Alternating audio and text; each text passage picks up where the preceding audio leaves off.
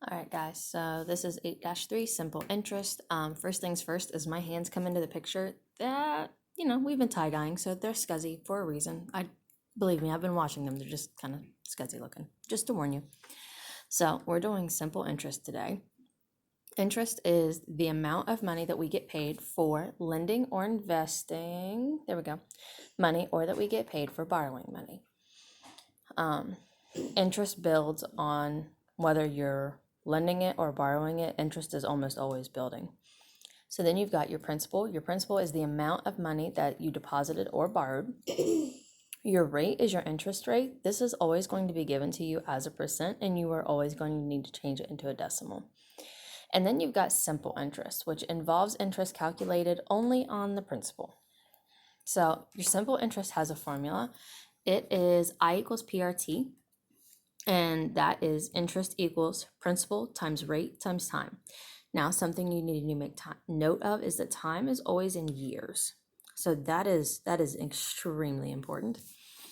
And these are used for short-term loans, including automobile and consumer loans.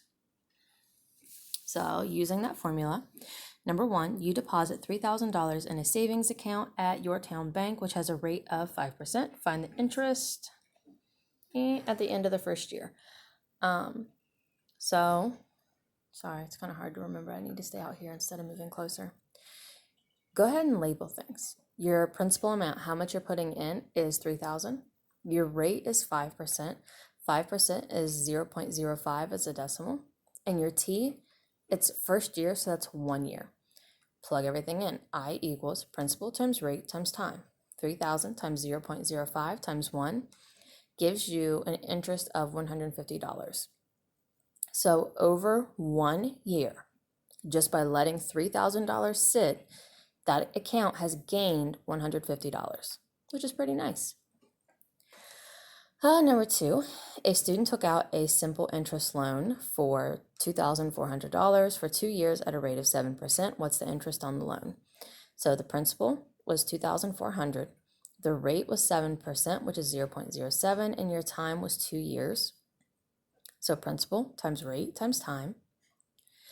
Your interest on this one ends up being $336.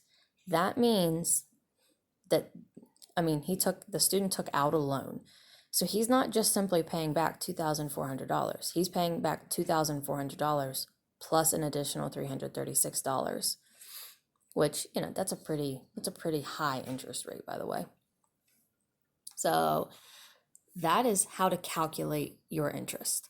This formula is calculating the future value, meaning if I wanted to know how much money was in this account after 1 year, I could use this formula instead of this. So this is asking for interest, specifically for interest. This wants to know how much is going to be in your account or how much total you're going to owe back in a few short years.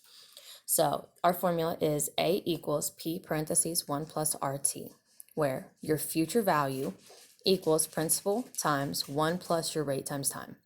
Again, time in years. So number three, a loan of $2,040 has been made at 7.5% for 4 months. Find the loan's future value. That is months and not years, so that's important. Our principal was $2,040. Our rate was 7.5%, which is 0.075. Our time, 4 months. There are 12 months in a year. So this starts as the fraction 4 over 12.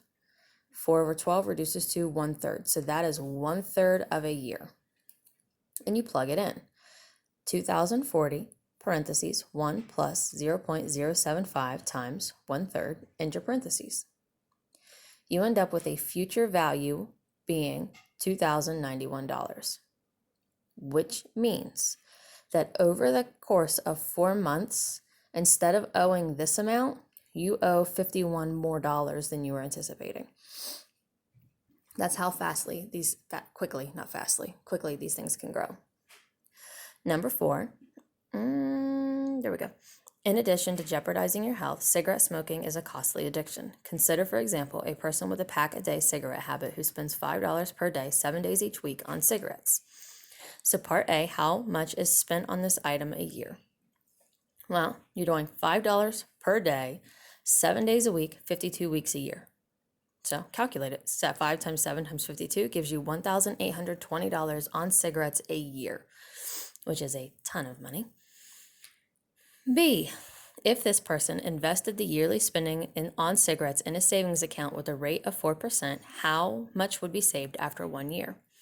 So principal is $1,820. Our rate is 4%, which is 0.04. And we only want 1 year, so T is 1. Plug it in. So after a year, our savings would be $1,892.80. So if we're looking from here to here, that is an increase of $72. So just by letting that money sit, you would have earned an additional $72. And on to the next page. So number five and 6, you're actually working backwards on these. So you're borrowing $5,000. Hang on a second. I had your computer and then I touched, like I hit something. Okay, you're gonna have to wait, okay? Thank you. Sorry. You borrow $5,000 from a friend and promise to pay back $6,800 in 2 years. What simple interest rate will you pay? So this is your principal. That's where you're starting. If you're paying this much back, that's your future value. And what simple interest rate will you pay? And you're talking about 2 years. So 2 years is our time. Our interest rate is what we don't have. So P equals 5,000, A equals 6,800. Our R is, questionable. And T is 2 years. What you're going to do is you're going to plug this information in where you have it. So $6,800 equals 500 times 1 plus R times 2. We need to solve for R. So to solve for R, and I've got notes right now for you, you distribute. So you take your 5,000 and you distribute it here and here. So 5,000 plus 10,000 R. Now from here, subtract your 5,000 from both sides. That gives you 1,800 equals 10,000 R. Divide by 10,000 on both sides. That gives you a rate of 0.18. That's not a percent. Percent means per 100, so you need to multiply that by 100. 0.18 times 100 is a rate of 18%, which is like an astronomically high interest rate. But then again, if you're borrowing that much money from a friend, you kind of owe that friend, just saying. So number 6 is another work backwards. How much should you put into an investment? So how much should you? That's our P, because we're trying to figure out our principal amount here. Paying a simple interest rate of 8%, so that's our R. If you need $4,000, that's our future value, in 6 months, that's our time. So come over here, P equals question mark, A equals 4,000, our rate is 8%, which is 0.08, and our T, 6 months, 6 months is half a year. Again, if you need to write that out, put it over 12 and then reduce your fraction. So we plugged everything in. 4,000 equals P times 1 plus 0.08, times 1/2. And then from there, do your math. So order of exponents, order of operations. Good God, not order of exponents. Do that multiplication first. That gives you 0.04. Then you're going to go ahead and add those and get 1.04. Well, you've got P times 1.04, the opposite of multiplying. It's dividing, so divide by 1.04 on both sides, and you get a principal amount of $3,846.16. So if you wanted $4,000 in 6 months, you almost have to put $4,000 into a bank account. Granted, it's growing on its own. It's growing quite a bit on its own, but still, you have to have almost the entire amount before you can even come close to having that much. So your homework is page 512, 2 through 26 even. Let me know if you have questions.